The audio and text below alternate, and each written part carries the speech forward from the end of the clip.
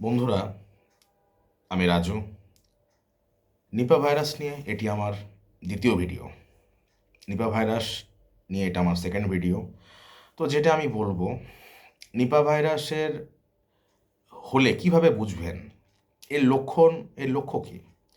এর লক্ষণ হচ্ছে নিপা ভাইরাসের মাথা ব্যথা, গলায় ব্যথা, গা হাত পা ব্যথা, গা হাত পা ম্যাচ ম্যাচ করবে, হালকা জ্বর থাকবে, মাংসপিণ্ডে বা পেশিগুলোতে ব্যথা হবে, টান ধরবে। তো এরম ধরনের যদি সিমটম দেখা দেয়, একদিন বা দুদিন আপনারা দেখুন। তারপরে যদি না কমে, তাহলে ডাক্তারের পরামর্শ নিন। হ্যাঁ বন্ধুরা, সঠিক চিকিৎসকের পরামর্শ নিন, চিকিৎসককে দেখান। এবং এই ভাইরাসটি ভ্যাকসিন বা কোনো রকম মেডিসিন এখন অবধি ডাক্তারদের কাছে অ্যাভেলেবেল নেই। তাই বন্ধুরা, এই নিপা ভাইরাস হইতে সাবধান। কারণ এই ভাইরাসে অনেক কেউ ভুগছেন এবং অনেক কেউ মারাও গেছেন। কারণ এই ভাইরাসটি যাকে ধরছে, অলরেডি 7 থেকে 10 দিনের মধ্যে মানুষ মারা যাচ্ছেন।